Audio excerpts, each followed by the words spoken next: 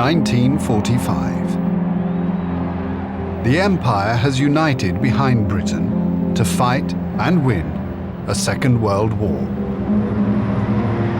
But when the heady haze of victory has cleared, the British people are left exhausted. The nation shattered by austerity and debt.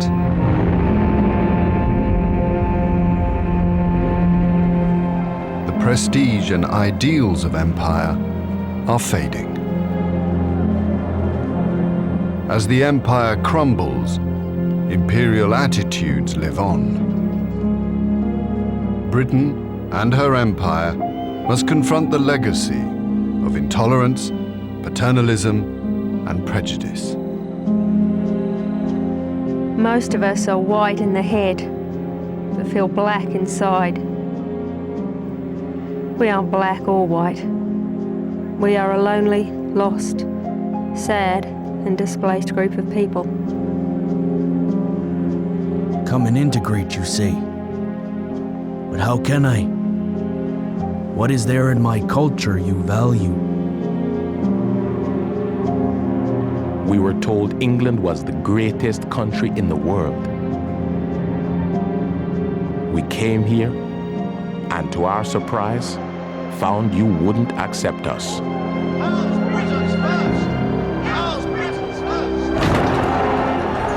The old idea of empire is repugnant to us today.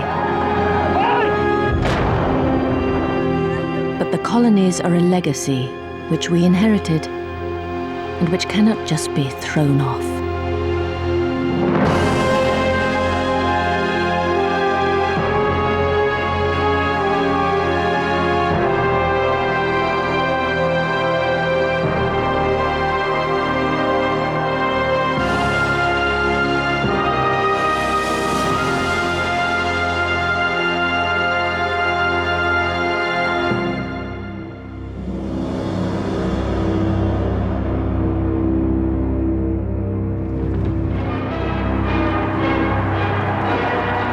In 1953, the coronation of Elizabeth II.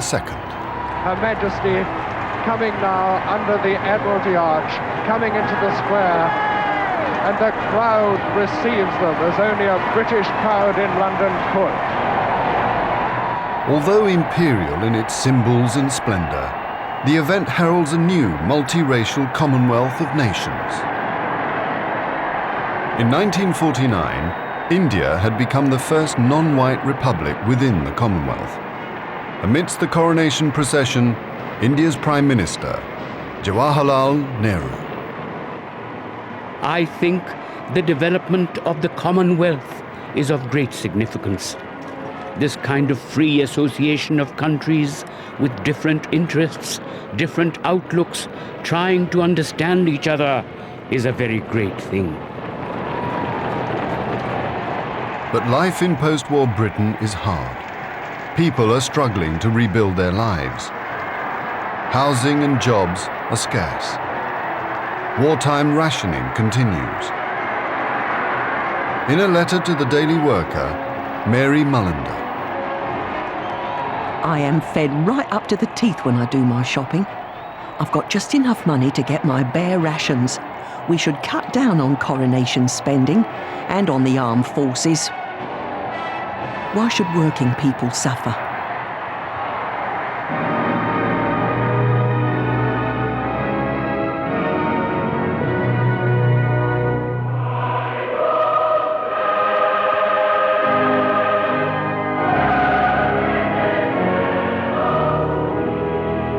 Will you solemnly promise and swear to govern the people of the United Kingdom of Great Britain and Northern Ireland, Canada, Australia, New Zealand, Pakistan, and Ceylon, according to their respective laws and customs? I solemnly promise so to do. No longer Empress, the Queen is crowned head of a Commonwealth of Nations.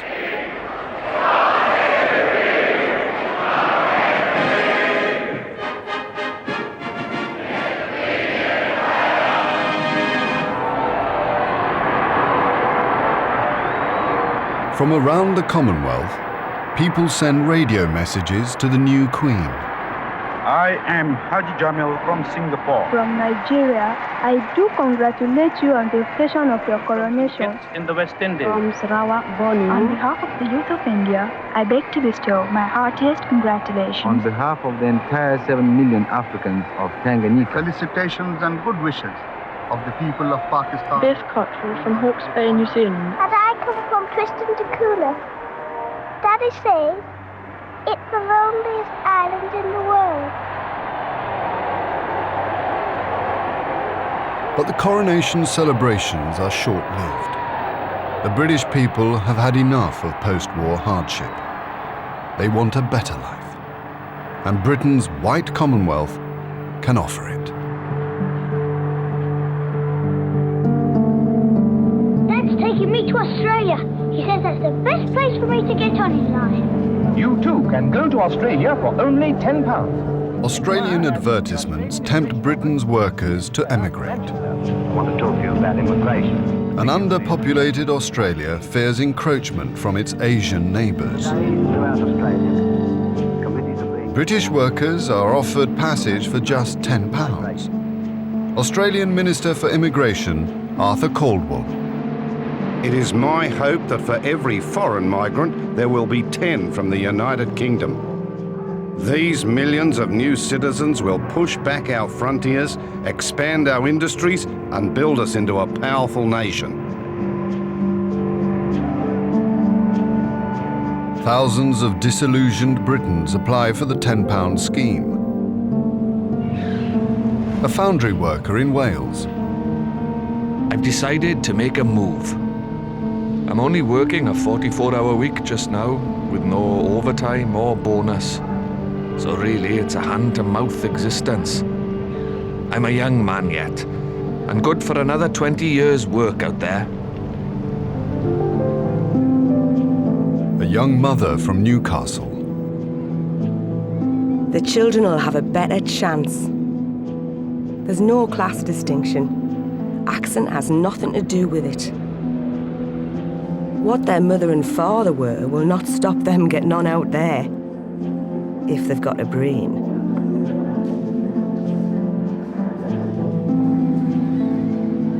In just 10 years following the war, over 500,000 Britons emigrate to Australia and New Zealand. More than 400,000 to Canada.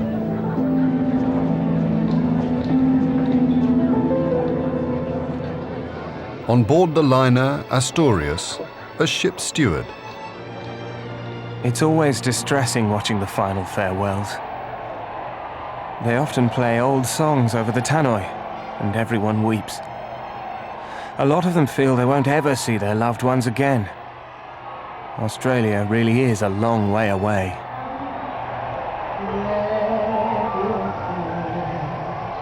And let your hands leave your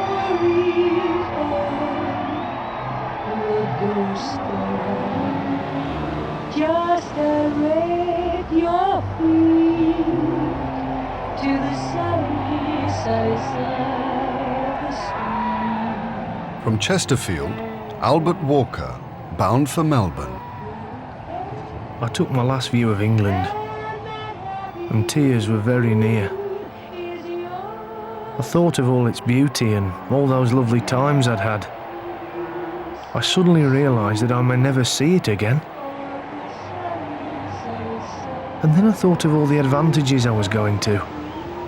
A new country, a new job, new people, a new life. On the sunny side of the stream.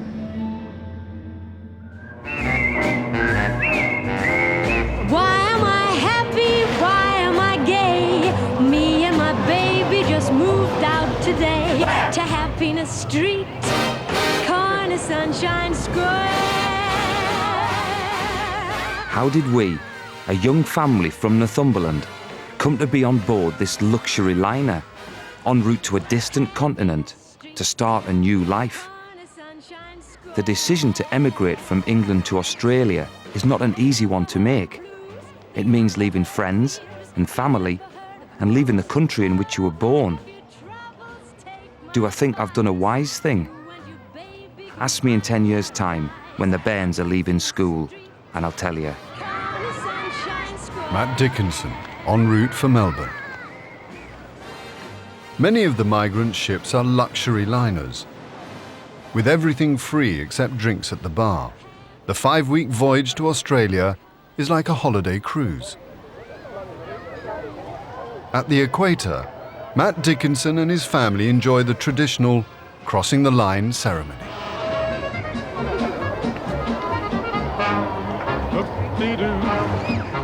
The children were amazed by the sight of Neptune's court and the antics of the crew and the normally staid passengers. The sight of big-built Scotchmen in brassiers and small-built lasses in oversized men's pants is really quite funny.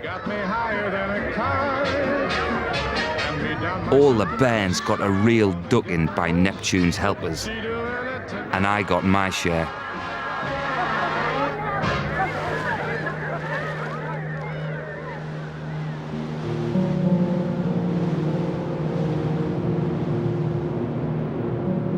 After 5 long weeks, they arrive in their new home.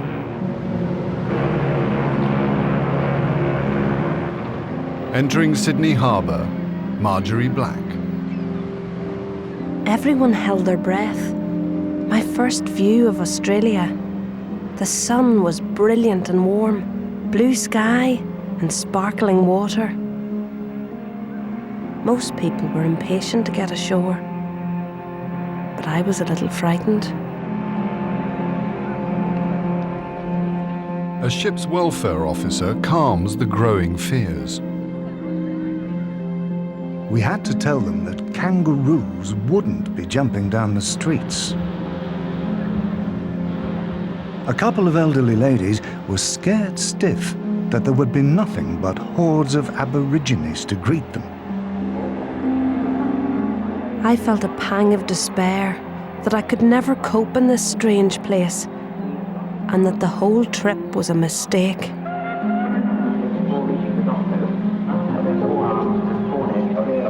On arrival, families are sent to government hostels. From London, 17-year-old Susan Jenkins. When we got out of the bus at the hostel and saw all these huts, we felt like we'd arrived at some sort of concentration camp. Our first reception in Australia. Then there were these people talking in really strong Australian accents. I didn't like it at all. It was a dreadful place. I began to think I'd spend the rest of my days in this tin hut thing.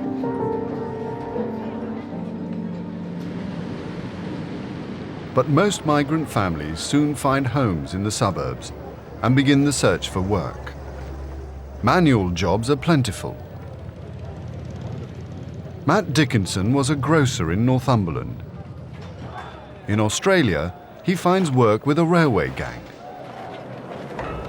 You have no idea what a relief this new start is. I drew my first pay on the 24th of January. It was £19.06 for the week. My last pay in England was £7.06. 19-year-old Duncan Fisher works in a foundry in Western Australia. There's a certain amount of hostility at work towards POMs. They say things like, the only good POM is a bloody dead POM, that sort of thing. It's taken me a long time to work out how the Australian mind works. The word bastard is a term of endearment. For instance, bloody POM or bloody pommy is an insult, but pommy bastard is okay.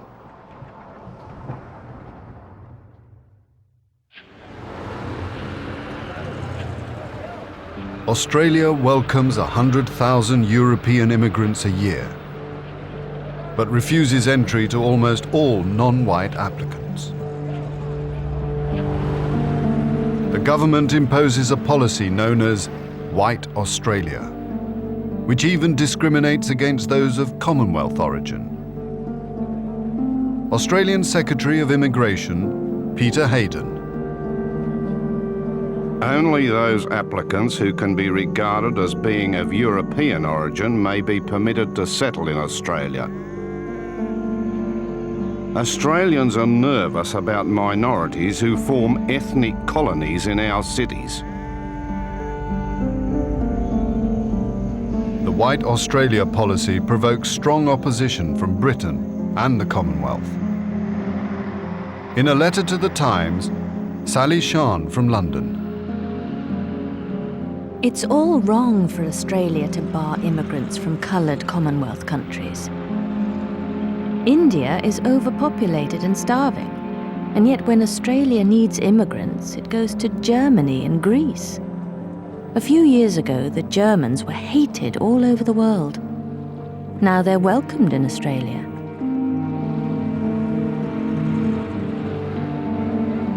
But it isn't just would-be immigrants who are affected by the concept of a white Australia. For decades, Australia's indigenous population, the Aborigines, have suffered racial discrimination, the removal of their homelands, and the destruction of their traditional way of life. Auburn Neville, Commissioner for Native Affairs, 1937. The problem is one that will eventually solve itself. There are a great many full-blooded Aborigines. They are not getting enough food, and they're being decimated by their own tribal practices. In my opinion, no matter what we do, they will die out.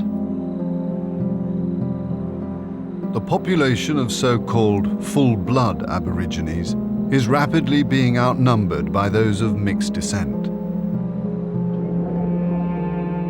It is planned that eventually all will be absorbed into white society. For 40 years, the government follows a policy of assimilation. Many children identified as of mixed descent are removed from their families and placed with white foster parents or in church missions and orphanages run by whites. We have the power to take any child from its mother at any stage of its life. I have no wish to break up families, but other aspects must be considered beside sentiment. We must weed out the light-coloured children. In 1949, Millicent is taken from her family. I was so afraid and unhappy. I didn't understand what was happening. I was 4 years old. That night, we would cry ourselves to sleep. It was the last time I was to see my parents.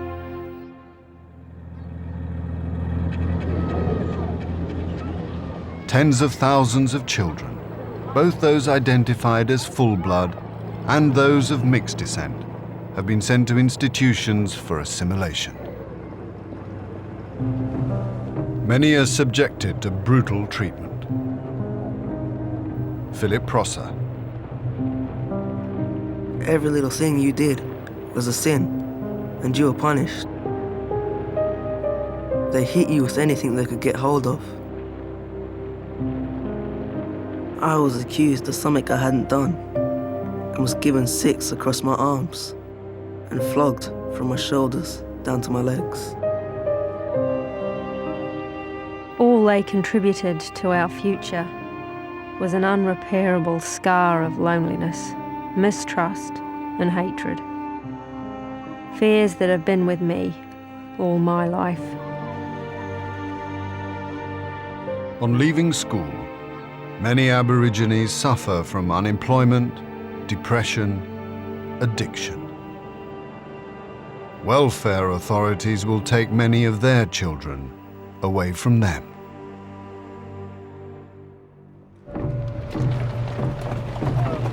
(1926). Stony Indians parade in the streets of Banff, in the Rocky Mountains. Canada's Indigenous peoples are also victims of discrimination. Stony Indian Isaac Rolling in the Mud. When we gave up the land, we gave up our rights. That is why we feel as if we're in confinement. With all the white people's laws and regulations. We were brought up free. Now we feel the imprisonment.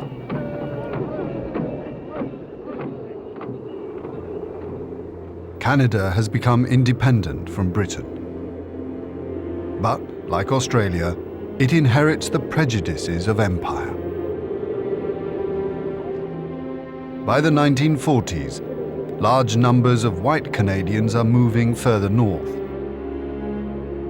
The Canadian government encourages the nomadic Eskimos, the Inuit, to live in small, fixed settlements. In a report on settlement life, Henry Larson. Conditions are appalling.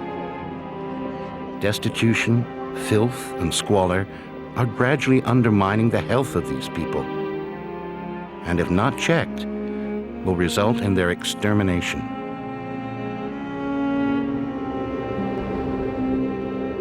Inuit Abe Ukpik. There are only very few of us Eskimos, but millions of whites, just like mosquitoes.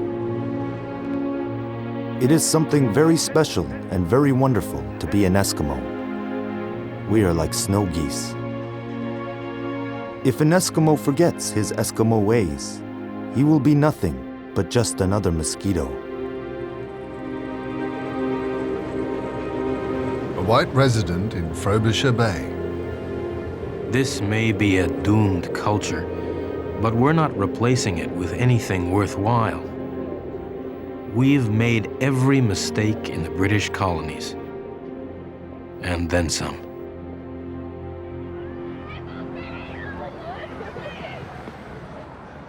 Many native peoples throughout Canada struggle to survive. 1/3 are dependent on welfare. The infant mortality rate is double the national average. Life expectancy is one of the lowest in the world.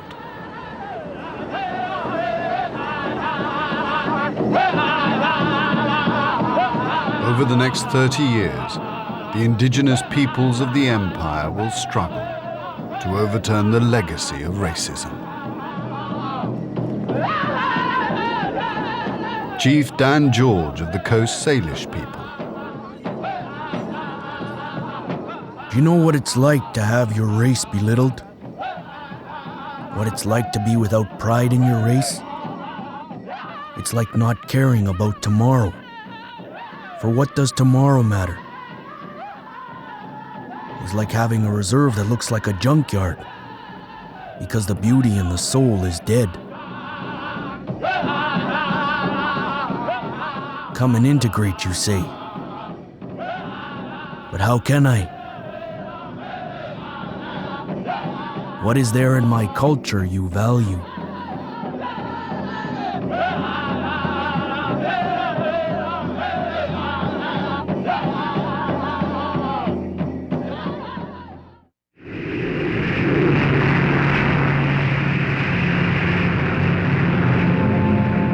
By the end of the 1950s, black nationalism is weakening Britain's hold on its African colonies.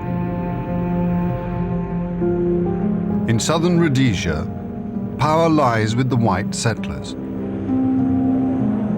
They are determined to maintain the heritage of their founding father, Cecil Rhodes. A white farmer, Hamish Usher.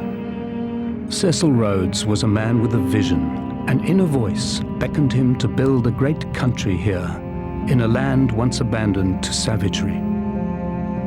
My great-grandfather helped carve a living out of the virgin forest.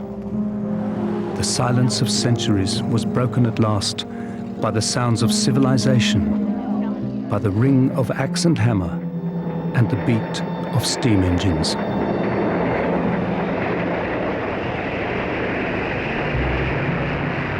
220,000 white Rhodesians rule over 4 million Africans.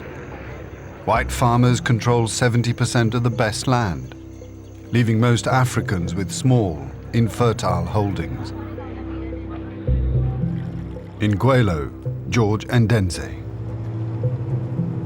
The way in which the blacks are being treated by the whites is the cause of all the unrest today. The Europeans have cheap native labor, which they exploit at the expense of African advancement. The white man has deprived us of all our rights in the land of our birth. Our state is pitiable.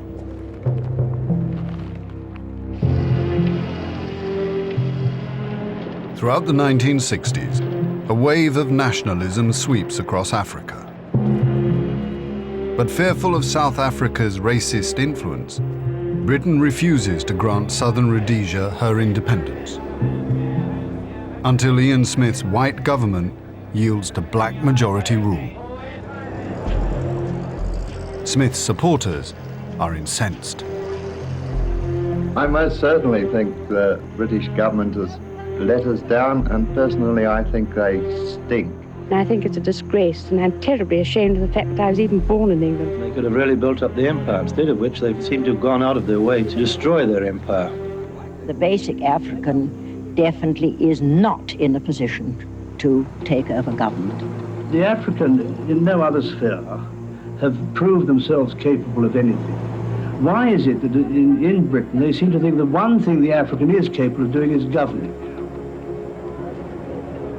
In a letter to the Rhodesian Herald, Harry Hart, July 1964. I don't know what Mr. Smith is waiting for. England has continually shown itself to be treacherous to deal with. If Mr. Smith decides to take independence, then we are all behind him. This is the Rhodesia Broadcasting Corporation. Here is the Prime Minister of Rhodesia. November 1965. Ian Smith seizes power.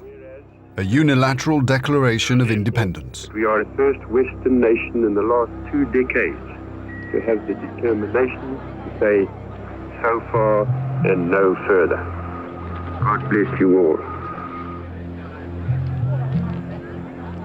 Rhodesia embarks on a path to South African-style apartheid. Britain has lost control to white nationalists in her last remaining African colony.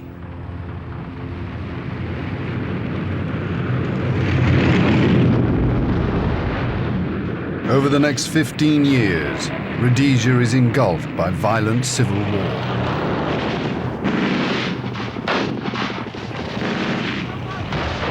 Ian Smith's Rhodesian army fights against 2 African guerrilla factions.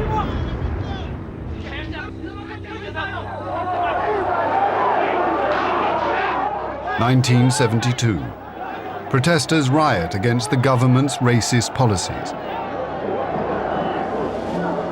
Leader of the communist-backed ZANU guerrillas, Robert Mugabe. Our objective is the liquidation of imperialism and colonialism. Through armed struggle, we will set up a democratic state.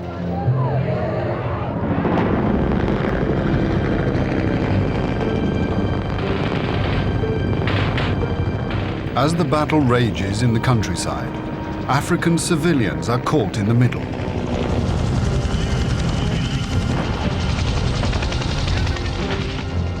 An African villager.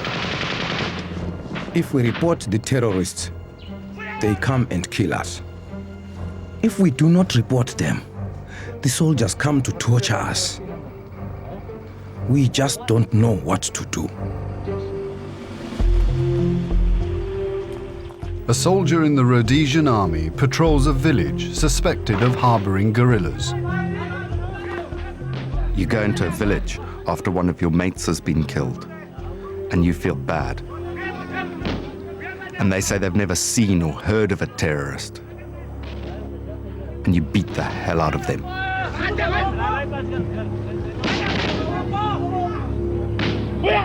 going to take this man with us for questioning, but he won't be harmed, all right? Atrocities are committed by both sides. 30,000 African civilians are killed. White Rhodesians are also victims. 48,000 decide to leave. Many move to South Africa. April 1980. The war in Rhodesia is over. Robert Mugabe's ZANU-PF party has won the country's first free elections. Britain's empire in Africa has gone. As leader of independent Zimbabwe, Mugabe extends a hand of friendship to the 100,000 whites who choose to stay. Oppression and racism must never again find scope in our political and social system. It could never be a correct justification that because the whites oppressed us yesterday, when they had power, the blacks must oppress them today. Long live our independence.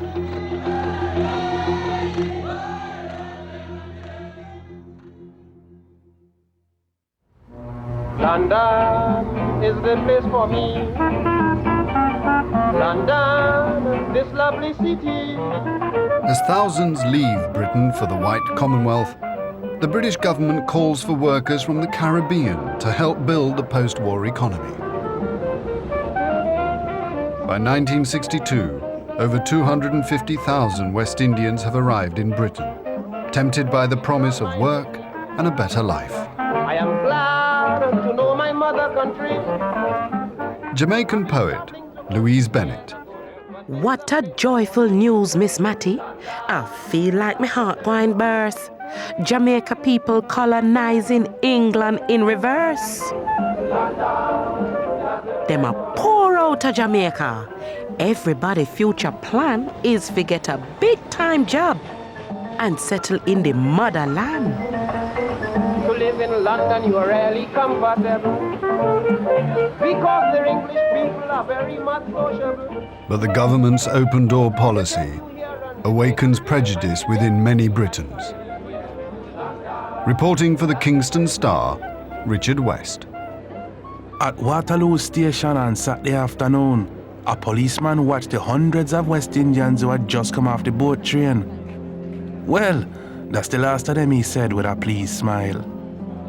But his taxi driver friend replied, "Too bloody late, mate. The country's been overrun already." Arriving in London from Barbados, Colin Jemmett. The English are clever. They ran their empire by a confidence trick. We were given an English education. We were told England was the greatest country in the world. We came here, and to our surprise, found you wouldn't accept us. Many British people have struggled to rebuild their lives since the war. They resent the growing influx of black immigrants. The British working class fought for 70 years and more to drag itself up to a decent standard of living. Now they come in and reap all the benefit.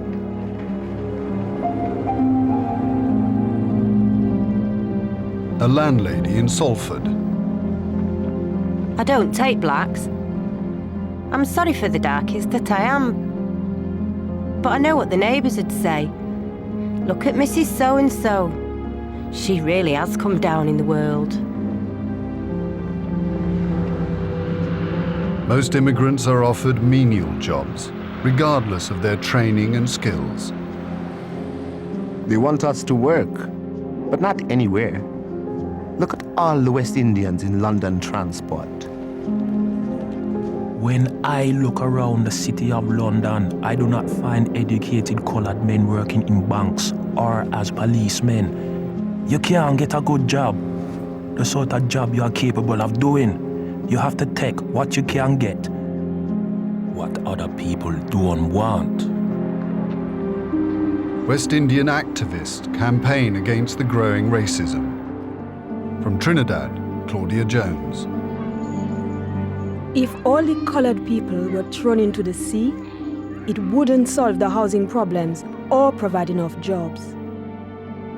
One reason behind the race prejudice is that Britain is an imperial country. But colored people are now demanding their freedom and expect to be treated as equals. But in 1962, the Conservative government passes the Commonwealth Immigrants Act, restricting entry to Britain from within the empire.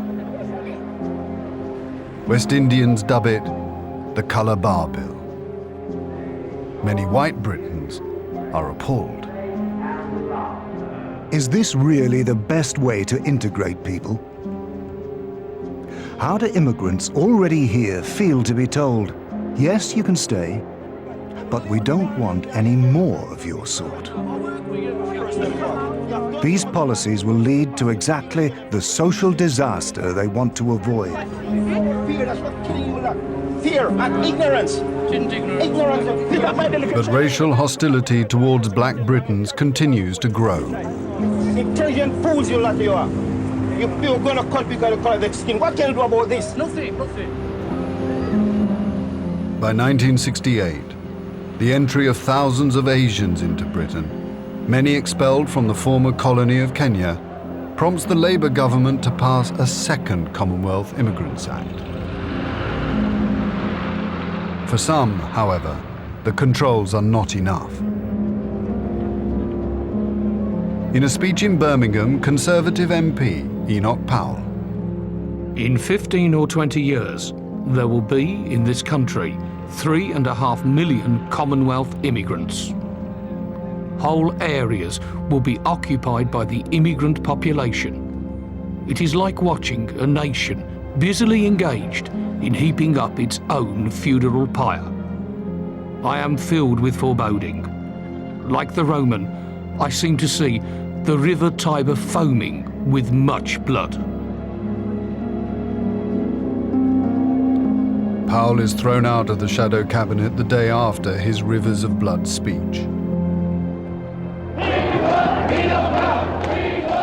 But a national poll shows that 74% of the population agree with him. I think it is monstrous that the man has been sacked from the shadow cabinet for telling the truth. We want a complete ban on immigration, or we want all post-war immigrants sent back to their homelands. I love my country. I can see it being run down by a load of traitors. I want my own culture, my own ear, what I fought for. Oscar Hahn of the West Midlands Race Relations Board. If Mr. Powell wants to tell more than 1 million citizens of this country that because they're coloured, they're unwanted here, this is an act of brutality from which this country could never morally recover. Throughout the 1970s, many Commonwealth immigrants become increasingly isolated within British society. Indian-born factory worker Rampal. I often wonder in my heart why English people do not think well of colored people. My children will think of themselves as Indian and will live as Indians because so long as their color is not white, English people will not regard them as British.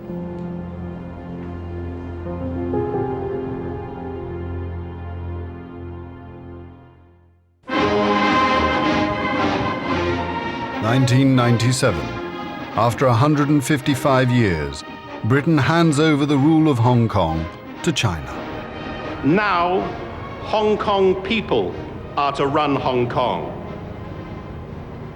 That is the promise, and that is the unshakable destiny. At the stroke of midnight, the Union Jack is lowered for the last time. In the Daily Mail, Alan Massey. Now it really is the end.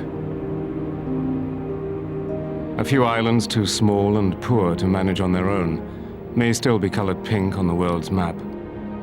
But with the return of Hong Kong to China, the lights of the empire have been extinguished. What then is the legacy?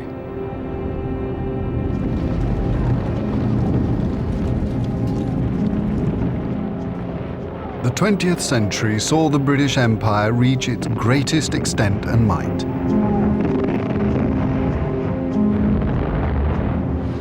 But 2 world wars weakened Britain's power. In just 20 years, most of the empire was handed back to its people. Many of those who served the empire are proud of the legacy they left behind. Diplomat's wife, Joan Alexander, was in Africa for 10 years. I know the popular image of old colonials is gin-swilling so-and-sos, but it wasn't like that at all. I honestly feel that we were doing something. We felt we were making a contribution to the country. The growing generation should seek out those colonial men and women who have a tale to tell, because whether they liked it or not, they followed the flag and did their duty. Education, technology, sport, law and democracy, all are positive legacies of empire.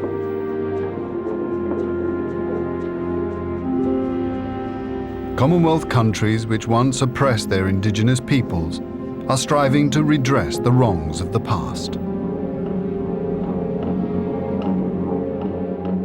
In 1992, Australia's Prime Minister, Paul Keating, acknowledged the suffering of the Aborigines. We took the traditional lands and smashed the traditional way of life. We brought the diseases and the alcohol. We committed the murders. We took the children from their mothers. We practiced discrimination and exclusion. It was our ignorance and our prejudice.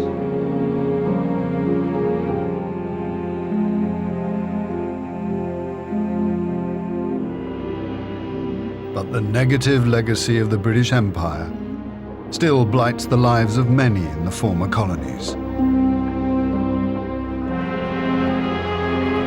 In 1947, Britain lost its greatest possession, India. Amitabh Pal. As their final act before relinquishing colonial control, the British decided to divide India.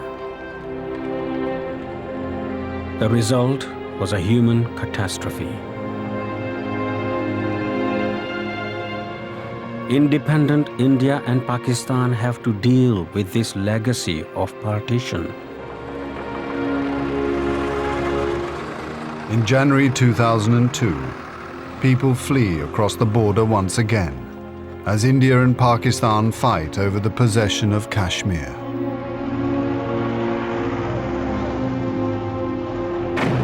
British journalist Peter Preston. New Delhi and Islamabad are locked in the time warp of half a century ago.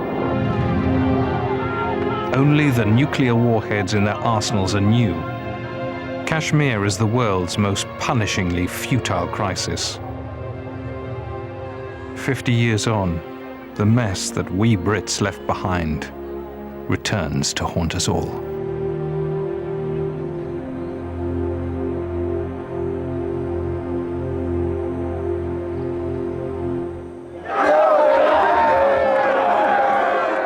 "20 years after Rhodesia's independence, Robert Mugabe heads a repressive regime in Zimbabwe. His war veterans, some former guerrillas from the 70s War of Independence, are seizing land from white farmers. The land is ours. We are not part of British Empire. We are not an extension of Britain. So, Mr. Blair, hands off, please. Farmer Kathy Buckle, March 2000. Dozens of farms have been invaded by huge crowds wielding axes and sticks, shouting and singing and demanding land. We are not going back. We will remain here till we die. My initial reaction was to get out, evacuate the farm. But how do you make the decision to walk out on your life? Your home, everything you've worked for, all the people that depend on you. By 2002, 95% of white farms have been seized by Mugabe's forces.